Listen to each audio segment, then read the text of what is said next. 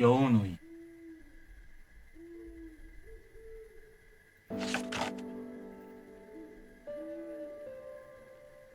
옛날 어느 마을에 부잣집 부부가 살았다. 딸이 하나라도 있었으면. 아들만 셋을 둔 부부는 예쁜 딸을 간절히 바랐다. 뒷산 동굴 앞 선앙당이 신통하다니 찾아가서 소원을 빌어봅시다. 부부는 선앙당에 가서 빌고 또 빌었다. 신령님, 제발 딸 하나만 낳게 해주세요. 100일 동안 거르지 않고 꼬박꼬박 기도를 올렸다. 마침 선앙당 뒤 동굴 속에 숨어있던 여우 부부의 기도 소리를 들었다. 뭐? 딸 하나만 낳게 해달라고? 그 여우는 꼬리가 9개나 달린 천년 묵은 여우였다. 옳지. 내가 저 부부의 딸로 태어나야겠다. 여우는 팔딱팔딱 재주 넘으며 슬쭉슬쭉 웃었다. 그래서 저 집 짐승들과 사람들을 모두 잡아먹어야겠다. 그로부터 10달 뒤 부부는 딸을 하나 낳았다. 볼이 오동통하고 눈이 초롱초롱 예쁜 아주 귀여운 딸이었다. 우리 아기 오목조목 참 예쁘기도 하다. 불면 날아갈까 쥐면 터질까 부부는 딸아이를 무척이나 아꼈다. 내 동생은 참 좋아요. 내 동생은 참 착해요. 내 동생은 참 똑똑해요. 오빠 셋도 침이 마르게 누이 동생을 자랑했다. 어느덧 딸아이는 쑥쑥 자라 7살이 되었다. 거참 이상한 일도 다 있구나. 어느 날 아침 아버지가 외양간을 들여다보고 한숨을 쉬었다. 느닷없이 소 한 마리가 죽은 것이다. 그러더니 다음 날에는 말 한 마리가 죽었고 그 다음 날에는 염소 한 마리가 죽었다. 새끼 돼지 한 마리마저 죽은 채로 발견되자 아버지는 깊은 시름에 잠겼다. 도대체 어찌된 일이지? 아버지가 큰아들을 불렀다. 짐승들이 무슨 일로 죽는지 네가 알아보아라. 큰아들은 외양간 옆에서 집 짐승들을 쭉 지켜보았다. 에이, 아무 일도 없잖아. 아유, 졸려. 밤이 깊자 큰아들은 크게 하품을 하고는 쿨쿨 잠이 들어버렸다. 그 사이에 송아지 한 마리가 또 죽었다. 그래, 간밤에 무슨 일이 있었기에 송아지가 죽은 게냐? 글쎄요, 아무 일도 없었는데요.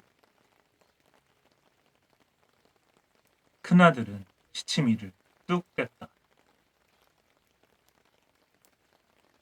아버지는 다음 날 둘째 아들을 불렀다. 둘째 아들도 아버지가 시키는 대로 마구간 옆에서 집짐승들을 쭉 지켜보았다. 에이, 아무 일도 없잖아. 아유, 졸려. 밤이 깊자 둘째 아들도 크게 하품을 하고는 쿨쿨 잠이 들어버렸다. 그 사이에 망아지 한 마리가 또 죽었다.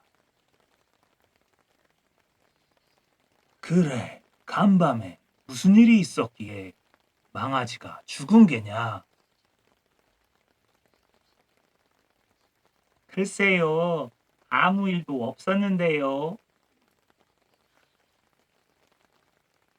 둘째 아들도 시치미를 뚝 뺐다. 아버지는 마지막으로 막내 아들을 불렀다. 막내 아들은 외양간 뒤에 숨어서 잠이 올 때마다 찬물을 얼굴에 쫙쫙 띄얹었다. 그런데 새벽달이 뜰 무렵 방문이 스르르 열리더니 누이 동생이 살금살금 걸어왔다. 아니, 저희가 웬일이지?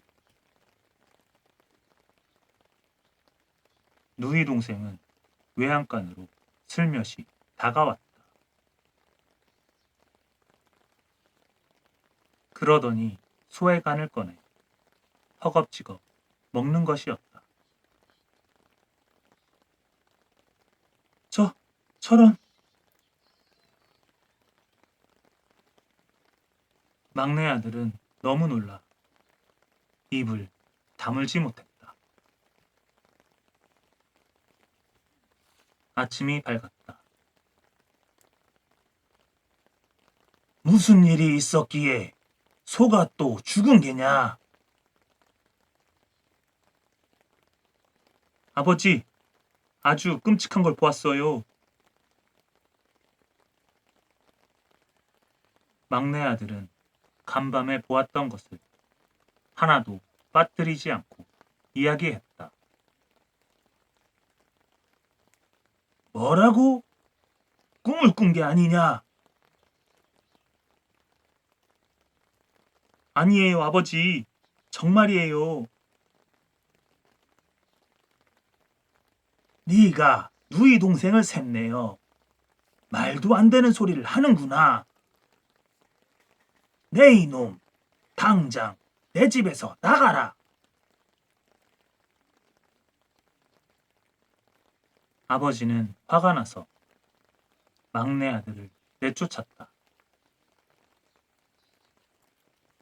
쫓겨난 막내 아들이 터덜터덜 걸어가는데 동네 아이들이 자라를 옆에 두고 불을 피우는 게 보였다. 얘들아, 그 자라를 어떻게 할 셈이니? 구워 먹을 거예요. 가만히 보니 자라는 눈물을 뚝뚝 흘리고 있었다. 막내 아들은 불쌍한 자라를 구해주고 싶었다. 얘들아, 그 자라를 내게 팔지 않겠니? 막내 아들은 주머니를 탈탈 털어서 자라를 산 다음 강에 놓아주었다. 자라는 꾸벅 인사를 하고는 물속 깊이 사라졌다. 막내 아들이 한참을 더 걸어 강과 바다가 만나는 곳에 다다랐을 때였다. 갑자기 너른 바닷물이 쩍 갈라지더니 커다란 말을 탄 도령이 나타났다. 아까 당신이 구해준 자라가 바로 저랍니다. 저는 사실 용왕의 아들이에요. 도령은 막내 아들을 말에 태워 용궁으로 데려갔다. 어서 오시오. 내 아들을 살려주셨다니 고맙구려. 용왕은 막내 아들을 반갑게 맞이했다. 막내 아들은 며칠 동안 용궁에서 대접을 잘 받았다. 그러나 가족이 걱정되어 더 머물 수가 없었다. 이제 그만 집에 가봐야겠습니다. 용왕은 막내 아들에게 작은 병 3개를 선물로 주었다. 이게 뭐지요? 막내 아들은 하얀 병, 파란 병, 빨간 병을 보고 물었다. 잘 가지고 있다가 위험할 때 쓰시오.